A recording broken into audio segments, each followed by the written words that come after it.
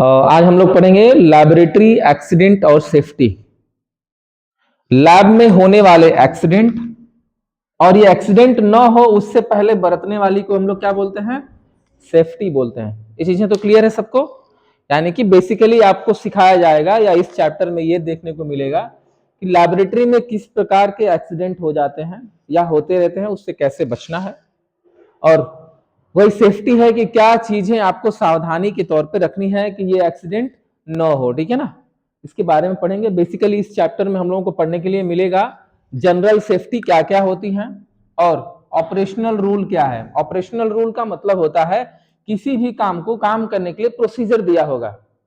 जैसे मशीन चलानी है तो बेसिकली हम क्या करते हैं, पहले उसके केबल और फिजिकल चीजें देख लेते हैं। जैसे सेंट्रीफ्यूज है हमारे पास, सेंट्रीफ्यूज को स्टार्ट करने से पहले एक बार हम देख लेते हैं कि फिजिकली वो ठीक तो है ना, कहीं से डैमेज तो नहीं हुआ है कल के डेट में। फिर उसके बाद हम उसको स्विच ऑन करते हैं, स्विच ऑन करके फिर रोटेट करते हैं, अपना सिस्टम चलाते हैं। तो बेसिकली ये एक ऑपरेशनल रूल है कि ऐसे चलाने चाहिए, है ना? तो चीजें हम इसमें ये भी देखने को मिलेगा साथ में फर्स्ट एड। अगर जो कोई एक्सीडेंट हो जाए तो देखिए ये हॉस्पिटल नहीं है, वो लैब है ना, तो लैब में इलाज तो कर सकते नहीं है, तो छोटा मोटा इलाज जो करेंगे या फर्स्ट उसको ट्रीटमेंट या प्राइमरी लेवल पे जो ट्रीटमेंट करेंगे उसी को हम लोग फर्स्ट एड बोलते हैं ना। Special note for histopathology lab. और हिस्टोपैथोलॉजी लैब थोड़ी सी इसके लिए विशेष तौर पे ध्यान इसलिए दिया जाता है क्योंकि उसमें एक्सीडेंट होने के चांसेस ज्यादा होते हैं। वहां पर ना काटने पीटने की भी व्यवस्था है, छिन्नी हथौड़ी सब कुछ होता है, एक्सा ब्लेड तक होती है, आरी होती है। हिस्टोपैथोलॉजी डिपार्टमेंट की बात करें जहां पर बायोप्सी होता है, ठीक है ना, टुकड़े की जहां पर जांच होती है, तो उस लैब के लिए भी कुछ इंपॉर्टेंट नोट्स हम लोगों को यहाँ पर मिलेगा, सब पढ़ेंगे हम लोग इसमें। ठीक है, चलिए अब देखते हैं वन टू वन करके। जनरल सेफ्टी की बात कर लेते हैं। बेसिकली जनरल सेफ्टी या ऑपरेशनल रूल क्या होता है, तो ऐसे जो जनरली तौर पर आपको सेफ या प्रिकॉशंस लेना है उसी को हम लोग जनरल सेफ्टी बोलते हैं। जनरल सेफ्टी का मतलब है कि जैसे आप ना, ओके सीधे देखते हैं। Scientific laboratory present in unique safety challenges while the most of work places have a common hazards like fire का होना। With the established safety protocols, labs introduce wide range of potential dangers. These hazards often require specialized precautions that go beyond the typical workshop safety. General safety या operational rules ये बताते हैं कि आपको normal तौर पर जो एक्सीडेंट हो जाते हैं लैबों में वो ना होने पाए, क्योंकि आपको भी पता है कि हमारे पास इलेक्ट्रिक जैसी चीजें भी हैं, कुछ ऐसे केमिकल है जिससे फायर लगने के भी चांसेस बढ़ते रहते हैं। बेसिकली इसमें डाइवर्स ऑफ केमिकल यानी कि वेराइटी ऑफ केमिकल होते हैं, है ना, और बायोलॉजिकल एजेंट होंगे जैसे बैक्टीरिया, वायरस। स्पेशलाइज्ड इक्विपमेंट का मतलब है बहुत सारे स्किल, जितने भी मशीन्स हैं वो सब क्या है? स्पेशलाइज्ड इक्विपमेंट है। मशीन्स में सब आ जाते हैं, इक्विपमेंट भी और हाँ इंस्ट्रूमेंट भी।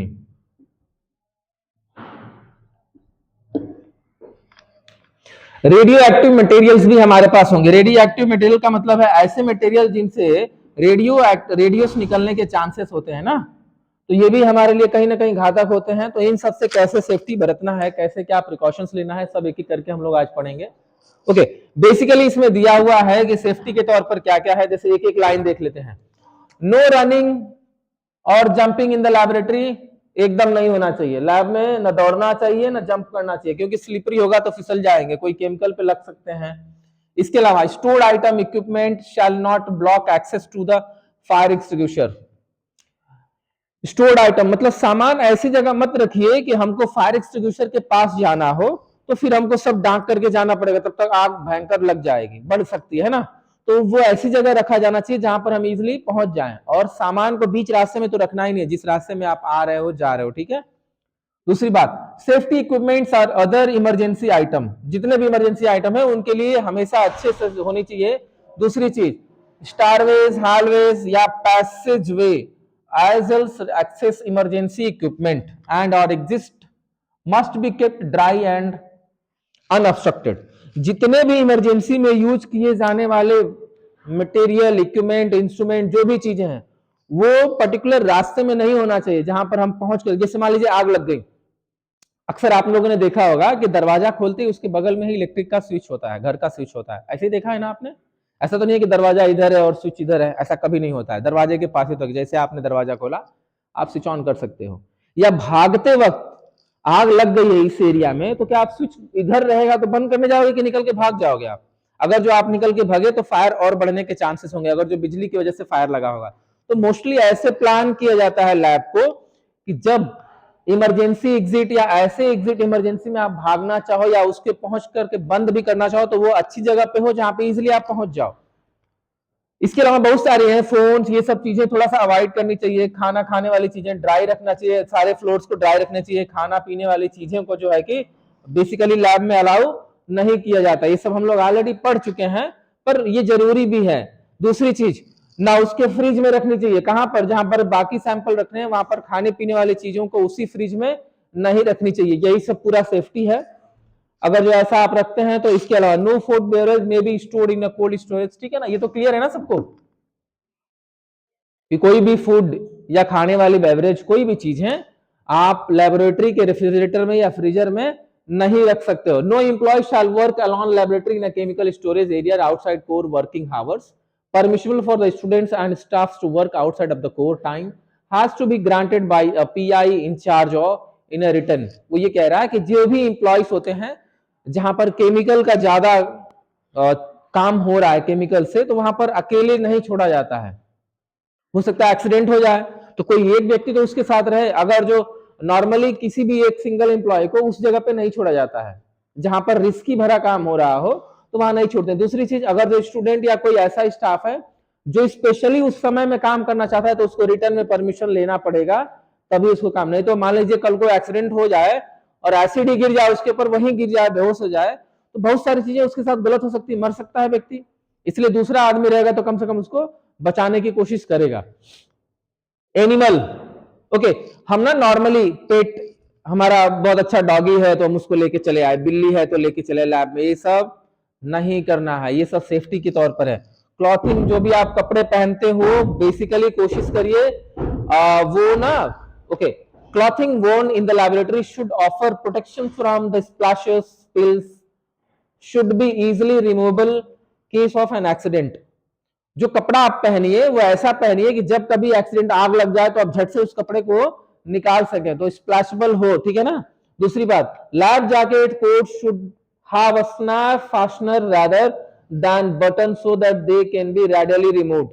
मैं इस पॉइंट को पहले भी बता रखा हूं कि जो लैब कोट्स होती हैं उसकी बड़ी बड़ी बटन्स होती हैं और एक ही दो होती हैं, उससे ज्यादा नहीं होते, क्योंकि वो जल्दी जल्दी निकल सकते हैं, जल्दी पहन भी सकते हैं। ज्यादातर एक शर्ट की तरह बटन्स नहीं होने चाहिए क्योंकि इजीली आप उसको निकाल सकें जरूरत पड़ने पे, कभी स्पिल हो जाए, कोई केमिकल जलने लगा, आग लग गई, तो झट से आप उसको निकाल के फेंक सकें। इसके अलावा mouth pipetting is never allowed. Mouth pipetting समझते हैं ना, वो खून निकालने का काम अगर जो मुंह के उससे करें तो ये सब एकदम नहीं करना है, माउथ से कोई भी पिपेटिंग नहीं करनी है।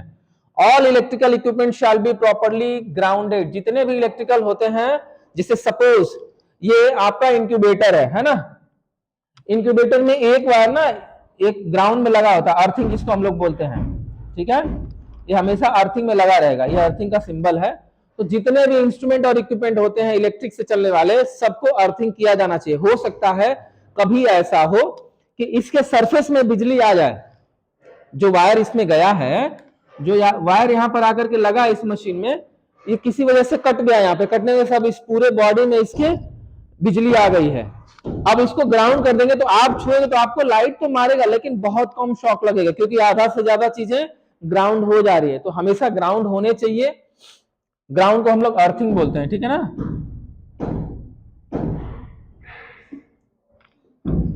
Sufficient room for work must be present in the area of breakers boxes. Breaker boxes का मतलब है बिजली का जो स्विच आता है ना, जिसको एमसीबी बोलते हैं, नहीं होता एक ही बार में आप ऊपर नीचे खटका कर दीजिए, तो वो चीजें एक्सेसिबल जगह पे होनी चाहिए, ऐसी जगह पे जहां पर आप इजीली पहुंच जाएं और झट से उसको बंद करना चाहें तो बंद कर लें। इलेक्ट्रिक की बात हो रही है। Equipment, appliances, extension cord, junction boxes. Junction boxes का मतलब है कि कहीं एक जगह एमसीबी भी लगी होती है, वो एमसीबी है। जंक्शन बॉक्स का मतलब है जहां सारे के सारे कनेक्शंस लगे हों, वहां पर भी टॉगल वाला स्विच होना चाहिए। A good condition must be routinely dusted, और वो चीजें सभी हमेशा साफ सफाई होते रहना चाहिए। पता लगा सालों से आप छू नहीं रहे, अब बंद करने जा रहे हैं और स्विच ऊपर नीचे हो ही नहीं रहा है, तो ऐसा नहीं होना चाहिए, सर्विसिंग होना चाहिए। Extension cord shall not be used as a substitute for the permanent wiring. Extension cord का मतलब है ना कि हम एक घर में ना, आजकल ना लोग बड़े शौकीन हो गए, बच्चे चाहे हर कोई, हम भी वही चीजें हैं, हम ना अपने पास छोटा सा एक बोर्ड बिजली का रख लेते हैं बेड के पास, मोबाइल की चार्जिंग उसी में लगा रहे, सारी चीज लगा रहे ना, उसको एक्सटेंशन बॉक्स बोलते हैं। कि मेन बोर्ड से आप अपने पास अगर जो छोटा से बॉक्स में कनेक्शन लेके आ रहे हैं तो उसको एक्सटेंशन बॉक्स बोलते हैं।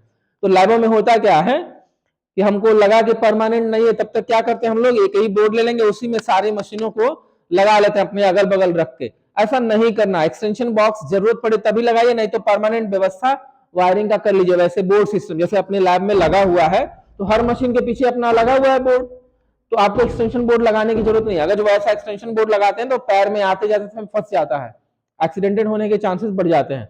इलेक्ट्रिकल कॉर्ड्स और other lines shell not be suspended unsupported across room और पासवेज। अगर जो सपोर्टेड नहीं होंगे तो वो बीच में आप आ जाएंगे ना तो फंसेगा, तो ऐसे नहीं होना चाहिए। या तो वैसे हो कि दीवार से होते हुए वायर ऐसे आ गया हो, है ना, तब तो ठीक है, नहीं तो ऐसे लूज होना नहीं चाहिए जो कि रास्ते में पासवेज में, पासवेज का मतलब है जिस एरिया से आप जा रहे हो, क्रॉस कर रहे हो, उसमें बीच में नहीं होना चाहिए वैसे चीजें।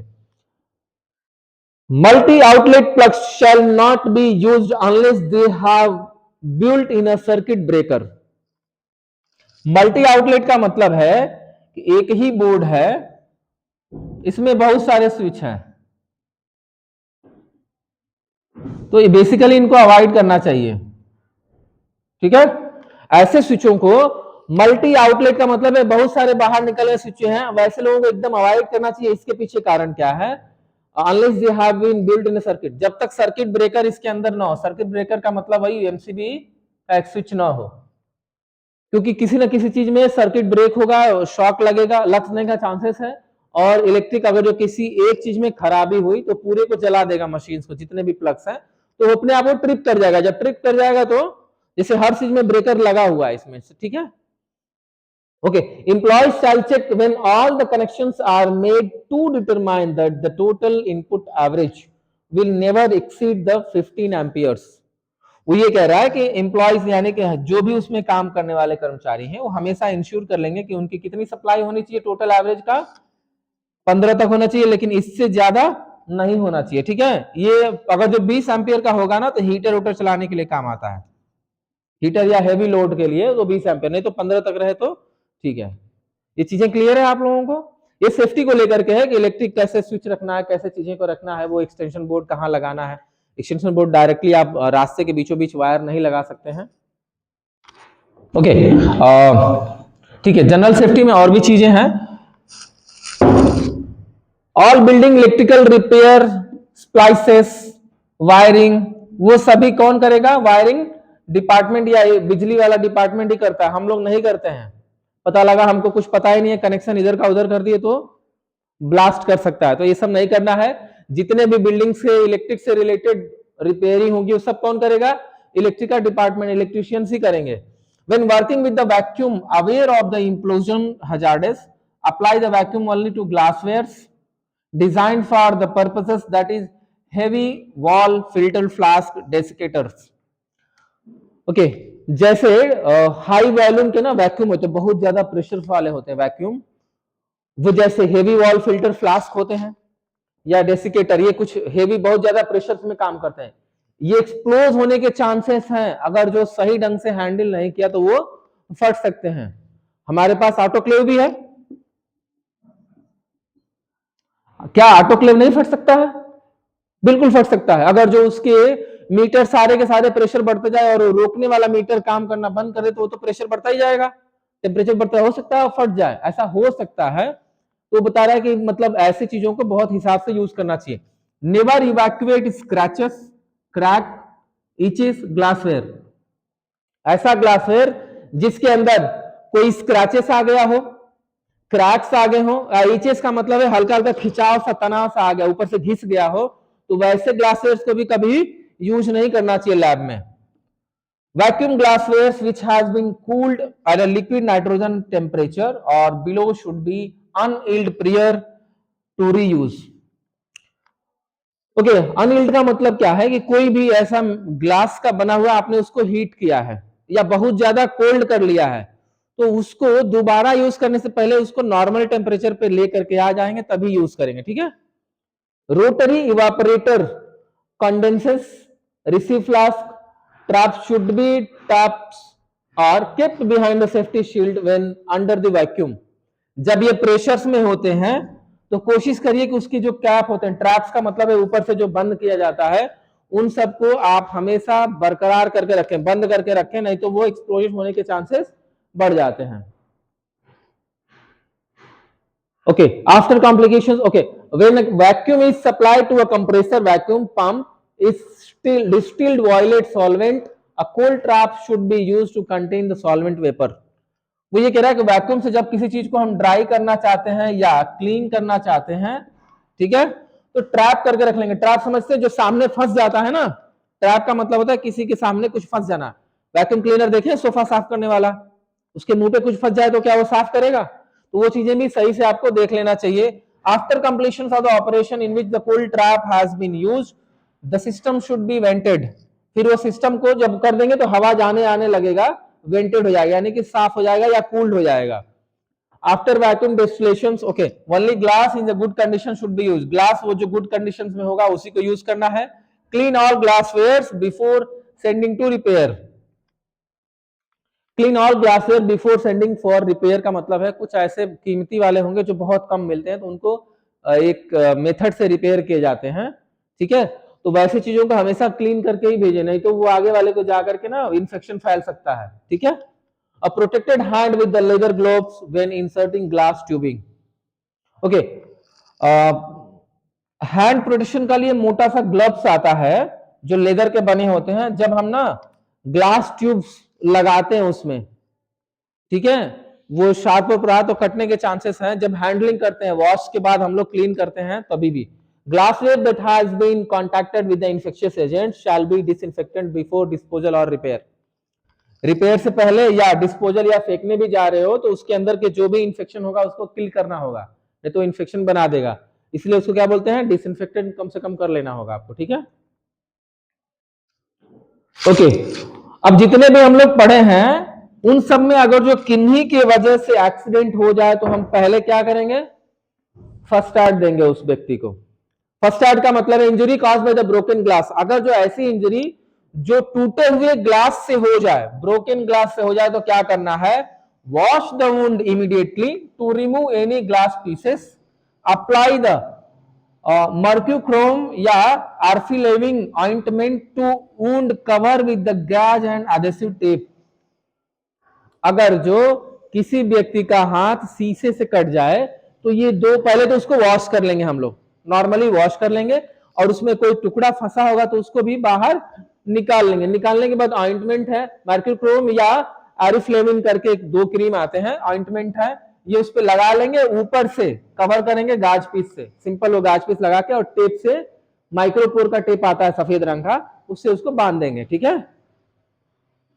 एसिड या alkaline splashes on the skin, acid का बूंद या गिर जाना, एसिड या अल्कलाइन का हाथ पर गिर जाना या किसी बॉडी या स्किन पर गिर जाने पे क्या करेंगे, wash thoroughly bath affected by the skin with the cotton wool soaked in 5% aqueous sodium carbonate। अगर जो ऐसा होता है तो सोडियम 5% aqueous सोडियम कार्बोनेट से उसको धुलेंगे, ठीक है ना।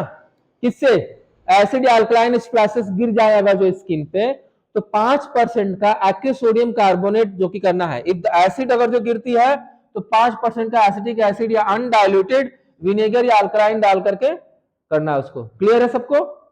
फिर से बता देते हैं कि in case of wash thoroughly bath affected the skin with the cotton wool soaked. Cotton wool का मतलब है रुई में ऐसे डुबा करके इस सॉल्यूशन को, और उसी से कवर कर लेंगे। सॉल्यूशन का नाम क्या है, सोडियम कार्बोनेट। कितने परसेंट का होगा, 5% का। इफ एसिड गिर रही है तो 5% एसिटिक एसिड या अनडाइल्यूटेड विनेगर भी यूज किया जाएगा। कब, जब अल्कलाइन गिरेगा तब, ठीक है ना। क्लियर है आपको? एसिड के लिए क्या करेंगे, 5% सोडियम कार्बोनेट, ठीक है ना। और अल्कलाइन जैसे चीजों को गिरे तो 5% ऑफ एसिटिक एसिड या अनडाइल्यूटेड विनेगर डाल देंगे। अनडाइल्यूटेड विनेगर समझते हैं, सिरका, डाइल्यूटेड ना हो, मतलब अब पानी में मिला के नहीं देना है, डायरेक्ट सिरके को ही डाल देना है।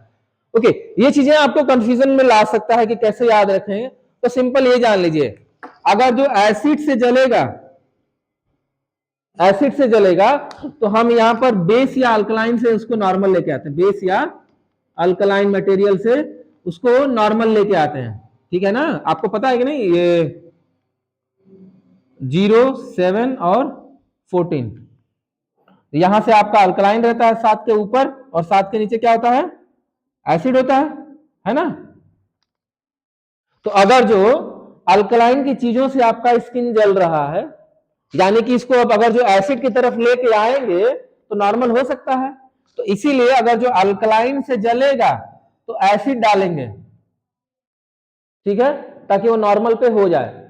कितने परसेंट की होगी, 5% की एसिटिक एसिड यूज करेंगे, या तो विनेगर करेंगे बिना मिलाए, बिना मिलावट के, अनडाइल्यूटेड, ठीक है, समझ में आ रहा है। ओके, अगर जो एसिड से जलता है तो हम किधर भागेंगे, फिर अल्कलाइन की तरफ जाएंगे, यानी कि अल्कलाइन उसमें मिला देंगे। तो भाई ये सोडियम कार्बन तो हम मिला देंगे, 5% डाइल्यूटेड होगा, उसी से मिला देंगे ताकि वो, तो कुल मिलाकर के हमको क्या करना है, न्यूट्रलाइज करना है, 0 पे लेके आना है, समझ रहे हैं। एसिड हुआ तो मतलब 0 पे लेके आना है, कोई भी रहा तो, एसिड रहा तो उसको बेस की तरफ लेके जाना, बेस रहा तो एसिड की तरफ। ये कभी मत भूलिएगा, अगर जो एसिड से जलता है तो बेस वाला सोल्यूशन यूज करेंगे, जैसे 5% सोडियम कार्बन, ठीक है, कार्बोनेट, ठीक है ना, सोडियम कार्बोनेट। अगर जो अल्कलाइन से जला तो आप क्या करेंगे, 5% का एसिटिक एसिड या विनेगर यूज करेंगे अनडाइल्यूटेड। क्लियर है सबको। अगर जो कांच से कटा है तो क्या करेंगे हम लोग, पहले उसको तो क्लीन कर देंगे। चलिए इसको लास्ट में का रिकैप कर लेंगे एक बार हम लोग।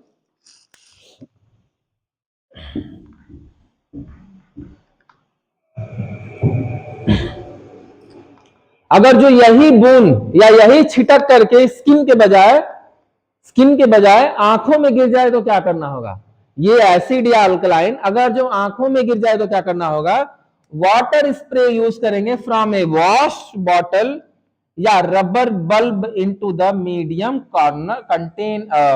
Corner of the I, put 4 drop of 2% of aqueous sodium bicarbonate, आंखों में यूज करेंगे। अगर जो एसिड गिरे तब, और saturated sodium boric acid use करेंगे अगर जो अल्कलाइन गिरे तब। पॉइंट क्लियर है, कुछ नहीं करना होता है, सिंपल साइड से डालना होता है। जैसे आपका ना ये वाला आंख वाला हिस्सा है इधर से, तो आप इधर से ऐसे डाल लीजिए, या तो इधर से डाल के ऐसे हल्का सा गिराते रहिए, पानी गिरता जाना चाहिए। अब ये याद कैसे रखना है, तो सिंपल मैंने बताया ना कि अगर जो एसिड से जल रहा है तो हम कौन सा यूज करेंगे, हम लोग बायोकार्बोनेट वाली, सोडियम बाइकार्बोनेट एक्वस वाला 2% वाला बायोकार्बोनेट, उसमें 5% यूज कर रहे थे स्किन पे था, तो आंखों में तो थोड़ा कम कंसंट्रेशन वाला यूज करेंगे।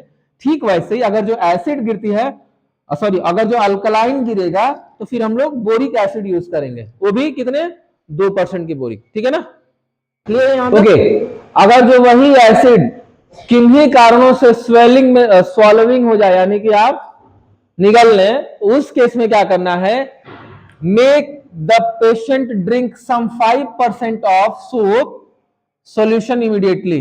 अगर जो निगल जाए तब, एसिड निगलने के केस में सोप को क्या करेंगे, उसको बोलेंगे तुम इसको पी लो। क्या करना है, पेशेंट को ड्रिंक कराना है, 5% का सोप पानी में मिला करके और पिला देना है। मेक हिम गार्गल, और उसको क्या कराएंगे, गला से साफ करवाएंगे, गार्गल का मतलब गलाला करवाएंगे, ठीक है ना, गार्गल करवाएंगे सोप के सॉल्यूशन से। And give him 3 to 4 glasses of ordinary water. Acid गिरा है तो जाहिर सी बात है अल्कलाइन हम लोग दे देंगे साबुन का, और गार्गल करा लेंगे तो गले तक जो फंसा होगा गला नहीं जलेगा, रिलैक्स हो जाएगा उसको। उसके बाद 3 से 4 गिलास हम उसको ऑर्डिनरी पानी पिला देंगे, ठीक है ना। ऑर्डिनरी का मतलब न गर्म न ठंडा, एकदम नॉर्मल, ठीक है। उसके बाद if lips and tongues are burn by the acid rinse thoroughly with the water, अगर जो एसिड की वजह से जीभ या गला जल गया हो तो बहुत बढ़िया से उसको बार बार साफ करवा देंगे, ठीक है ना, ताकि कम जले। और किससे बात करवाएंगे उसको? 2% एक्वस सोडियम बाइकार्बोनेट से, ये याद रखिएगा, ठीक है। अगर जो अल्कलाइन के केस में होता है तो क्या करेंगे, पेशेंट को 5% का एसिड या लेमन जूस या डाइल्यूटेड विनेगर दे सकते हैं अल्कलाइन की वजह से। जब अल्कलाइन से जला है तो एसिड वाली चीजें देंगे उसको। इसके अलावा 3 से 4 गिलास इसको क्या पिलाएंगे हम लोग? ऑर्डिनरी वाटर डाइल्यूशन के लिए। अगर जो उसके लिप्स या टंग ऐसे कोई चीज बर्न होता है तो फिर वही क्रीम लगाएंगे जो हम लोग कर रहे थे, या तो एसिड से हम लोग उसको थरोली बात करा देंगे, पुछवा देंगे, साफ कराएंगे। रुई भिगो करके किया जाता है, वो रुई को पानी में डुबाइए और ऐसे करवाइए, ऐसा किया जाता है, ठीक है ना। सिंपल, जैसे कॉटन स्वाब ले लिए आप, उसको पानी में उसमें भिगो लीजिए सोल्यूशन में, और ऐसे रख करके उस पर करिए ताकि बर्न थोड़े से कम हो जाए। पॉइजनिंग के केस में अगर जो जहर या ऐसी चीजें हो जाती हैं तब सेंड फॉर फिजिशियन या क्वालिफाइड नर्स को स्पेसिफाई करिए टॉक्सिन्स के बारे में, और place the victim in the open air while waiting for the physician. अब पॉइजन उगल ले तो उसको खिलाना पिलाना कुछ भी नहीं है, सीधा कहां लेके जाएंगे? हॉस्पिटल लेके जाएंगे, डॉक्टर के पास, ठीक है। उसको हवा लगने देंगे थोड़ा सा, ताकि उसको हवा लगे, और उसको पैनिक नहीं होने दिया जाता है। जितना तेज घबराएगा वो पॉइजन ना जल्दी जल्दी अपना काम करेगा। और जैसे कि मैंने बताया ना कि हिस्टोपैथोलॉजी लैब भी होती है, एक अलग से लैब होती है जिसमें बायोप्सी किए जाते हैं, यानी कि टुकड़ों की जांच की जाती है।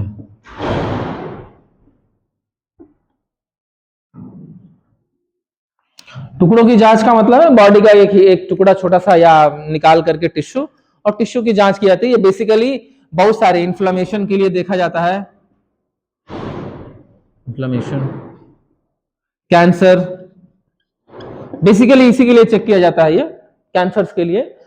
तो ये अब लैब सोचिए कि अगर जो किसी का जबड़ा काट के आ जाए, पान या गुटखा खाने से हो जाता है यहाँ पर म्यूकस बकल उसको बोलते हैं, जो नहीं आया था बहुत परफोरेट कर जाता है पूरा।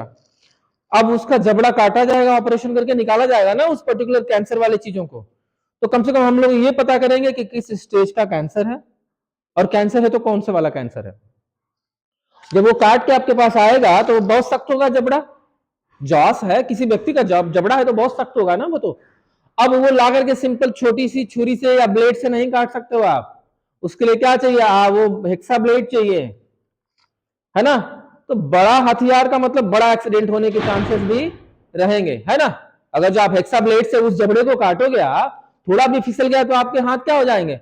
कट जाएंगे, यानी कि एक्सीडेंट बड़ा होगा या बड़ा कट लगेगा। तो वैसे केसेस में सेफ्टी बहुत जरूरी है, इसीलिए ये दिया गया है कि क्योंकि अब लैब सेफ्टी को लेकर ही तो पढ़ रहे हैं हम लोग, इसीलिए इस वाले लैब में सेफ्टी की बहुत जरूरत है।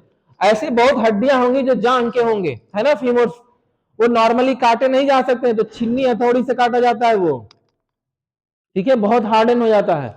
तो वैसे भी काटने के लिए जितना बड़ा हथियार यूज करेंगे उतने बड़े एक्सीडेंट होने के चांसेस हैं, ठीक है। एक बार देखते हैं, fresh specimen of human origin must be always consider potential infection.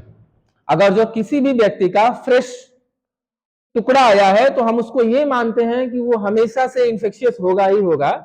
Grossing an infected specimen is the most risk activity that can be undertaken in histopathology. Grossing का मतलब होता है कट करना, to cut any part of tissue. अब जिसका जबड़ा cut के आया है भाई, ऑलरेडी उसमें तो बीमारी है ना, इन्फेक्शन तो है ना, उसको काटेंगे तो हमको भी इन्फेक्शन होगा। तो बहुत केयरफुली उसको पकड़ना होगा, हैंडलिंग वाली चीजें हैं जो भी आप पूरा पहन लोगे तब करोगे। तो इसीलिए वो कह रहा है कि जितने भी हमारे पास ह्यूमन से निकला हुआ टुकड़ा आता है उसमें ऑलरेडी हम ये मान के चलते हैं कि इन्फेक्शन होगा। तो वैसे चीजों को ग्रॉसिंग जब करेंगे, यानी कि जब उसको काटेंगे, जैसे मान लीजिए सपोज हम ये मान लेते हैं कि एक टुकड़ा ऐसे आया, किसी व्यक्ति का जबड़ा कट के आया है, ठीक है, ये कट के आया है, ये वाले हिस्से काट करके हमारे पास आया है, तो पूरे में तो कैंसर नहीं होगा, तो पर्टिकुलर एक जगह के काट के निकालना होगा। मतलब यहां से हमको देखना होगा, यहां देखने के लिए हमको क्या करना होगा? यहां से काटना होगा। इसी को ग्रासिंग बोलते हैं, मतलब जरूरत के हिसाब से हमको जितना चाहिए उतना काट के निकाल लेंगे उस बड़े टुकड़े से, जैसे जैसे यूट्रेस आता है। ओके, यूट्रेस ये पूरा काट करके निकाल के ऑपरेशन में आ जाता है, ठीक है। जब ये आ जाएगा तो बेसिकली हम लोग ये देखते हैं कि यहां पर परेशानी है कि यहां पर है कि यहां पर है कि यहां पर है कि एकदम मुंह के पास है, जहां पर भी हमको कैंसर का डॉक्टर संभावना दिया होता है। अब ये हिस्सा तो पूरा निकाल करके आ गया हमारे पास, तो हम क्या करेंगे, केवल इसी हिस्से को काटेंगे। इसी हिस्से को काटने को हम लोग क्या बोलते हैं, ग्रॉसिंग बोलते हैं, ठीक है ना। तो ऐसे स्पेसिमेन कहीं से भी आ रहा है इतना बड़ा, तो कहीं ना कहीं उसमें इन्फेक्शन होगा। तो जब आप उसको यूज करोगे या काटने के लिए हाथ में लोगे तो कहीं ना कहीं इन्फेक्शन फैलने के खतरे होंगे ना भाई। तो आप एकदम सेफ्टी रख करके करोगे, ये पहला पॉइंट बोल रहा है। दूसरा क्या बोल रहा है, fixed specimen have a much reduced risk, nearly all infection agents are readily deactivated by the physician provided in the specimen thoroughly fixed for a proper time। अब फिक्स क्या है कि जब ये टुकड़ा हम काट लिए तो इमीडिएटली एक सॉल्यूशन में डालते, जैसे कल हम लोग स्लाइड फिक्स कर रहे थे, था ना, स्लाइड बनाने, स्मीयर बनाने के बाद एक सॉल्यूशन में डुबा रहे थे। जैसे आपने डुबाया तो जो इसके अंदर के माइक्रोब्स होंगे या जो इसको सड़ाने का काम करेंगे या जो इन्फेक्शन वाले होंगे वो सारे के सारे क्या होते हैं,